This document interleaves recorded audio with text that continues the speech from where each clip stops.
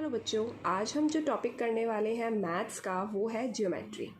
इसमें हम बात करते हैं डिफरेंट शेप्स, साइज, डायमेंशंस के बारे में।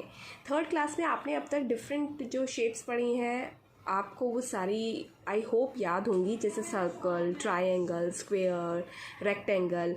तो हम आगे ज्योमेट्री को थोड़ा और बढ़ाएंगे और आज हम जो पढ़ने वाले हैं वो आपके लिए नया है, इसीलिए हम उसको थोड़ा सा ब्रीफली पढ़ेंगे।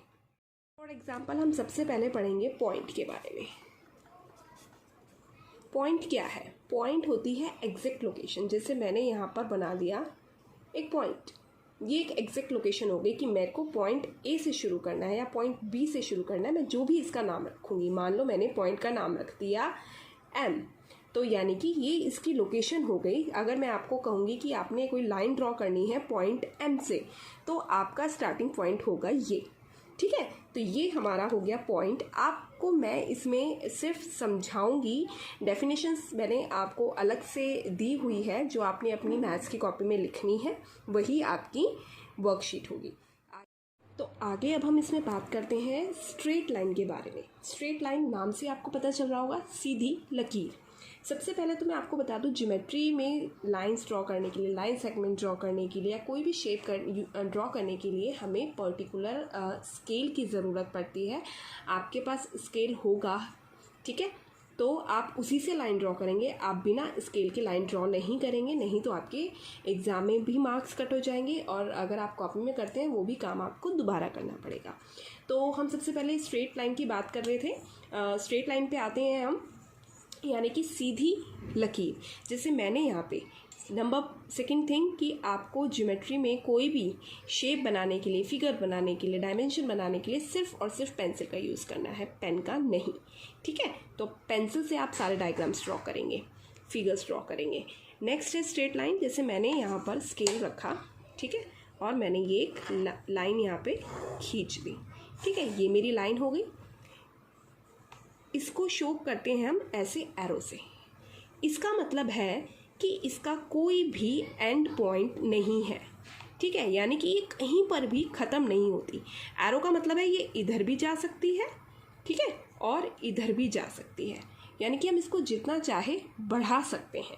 इसका कोई एंड पॉइंट नहीं होता, बस ये एक सीधी लकीर होती है। और जब हमें इसका जैसे नाम देना है, जैसे मान लो मैंने इसको नाम दे दिया ए बी, तो जब हम इसको लिखेंगे कि लाइन ए बी, तो हम क्या करेंगे, ऐसे करेंगे और इसके ऊपर ऐसे दोनों तरफ एरो लगाएंगे, क्योंकि इससे शो होता है कि हम लाइन के बारे में बात कर रहे हैं। ये बहुत इंपॉर्टेंट चीज़ है। जैसे हम जब यूनिट लिखते हैं, जैसे हम लिखते थे सेंटीमीटर, मीटर, तो मैं आपको कहती थी कि आप अपने आंसर में ये ज़रूर मेंशन करेंगे कि ये सेंटीमीटर है, मीटर है, किलोमीटर है या रुपीज़ है, जो भी है, नहीं तो आपके मार्क्स कट हो जाएंगे। इसी तरह अगर हम स्ट्रेट लाइन के बारे में बात कर रहे हैं और कहीं पर हम उसका नाम लिखेंगे तो हम इस तरीके से उसके ऊपर एरो लगाएंगे, ठीक है। तो मेन बात क्या है, ये एक स्ट्रेट लाइन होती है, इसका कोई भी एंड पॉइंट नहीं होता। हम या तो इसको इस तरफ भी बढ़ा सकते हैं या इस तरफ भी बढ़ा सकते हैं। तो ये हमारी हो गई स्ट्रेट लाइन। अब हम बात करते हैं लाइन सेगमेंट की। लाइन सेगमेंट, सेगमेंट का मतलब होता है भाग, और लाइन हमने अभी पढ़ी ही है, तो यानी कि लाइन का एक भाग। जैसे कि मैं अगर आपसे कहूँ कि आपको 4 सेंटीमीटर लाइन खींचनी है, तो आप अपनी स्केल में 0 से स्टार्ट करेंगे। 0 यहाँ पे लिखा नहीं हुआ, वैसे ज़्यादातर स्केल में लिखा होता है, जो 1 के आगे ये लाइन है इसमें 0 होता है, ठीक है।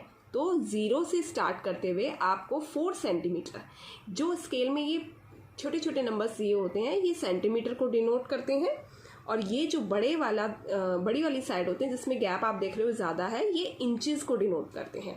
स्केल के साइड में यहाँ पे लिखा भी होता है, जैसे इसमें देखो इंचेस लिखा दिख रहा होगा आपको, है ना, 12 इंचेस, क्योंकि ये बड़ा स्केल है और ये छोटा भी आता है। तो आपके पास जो स्केल है आप उससे नाप के लिख सकते हो। तो अब जैसे मैंने बोला कि मुझे 4 सेंटीमीटर की लाइन खींचनी है, मेरा स्केल शीट पे अभी आ नहीं रहा है, वीडियो में क्लियर नहीं हो रहा है, इसलिए मैंने इसको इस तरीके से पकड़ा है ताकि आपको देखने में क्लियर रहे।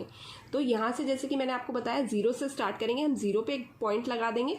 उसके बाद हमें कितनी खींचनी है, 4 सेंटीमीटर, तो हम 4 पे एक पॉइंट लगा देंगे, ठीक है। अब ये 2 पॉइंट्स हमारे साथ हो गए, हमारे पास हो गए। अब इन दोनों को हम एक साथ ज्वाइन कर देंगे, तो ये बन जाएगी हमारी लाइन सेगमेंट।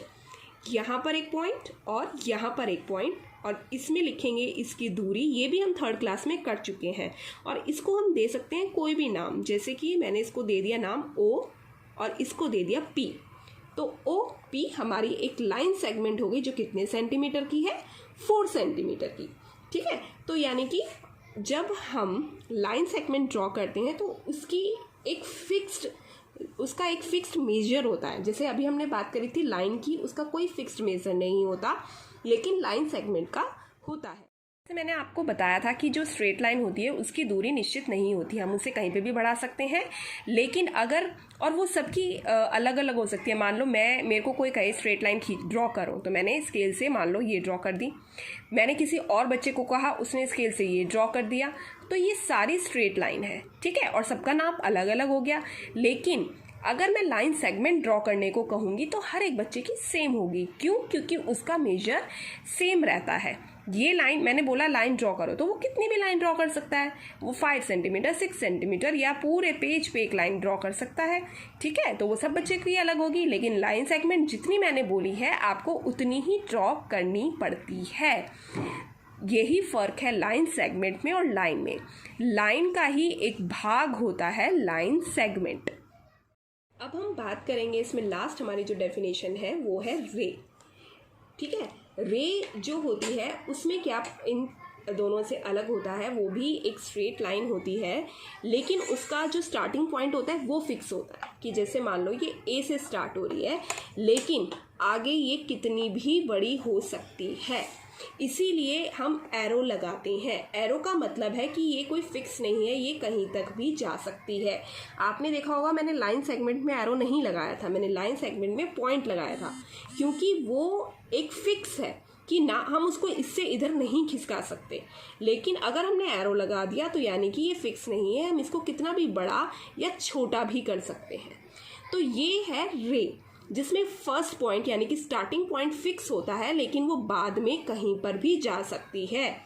जैसे ये मैंने नाम दे दिया AB, और जब हम रे को रिप्रेजेंट करते हैं तो उसके ऊपर निशान बनता है ऐसे।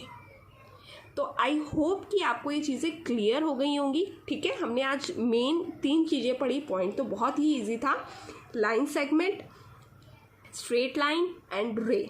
तीनों के साइन अलग अलग हैं, तीनों की प्रॉपर्टीज़ अलग अलग हैं। जब आप डेफिनेशन लिखेंगे तो इन्हें ध्यान से रिवाइज करें।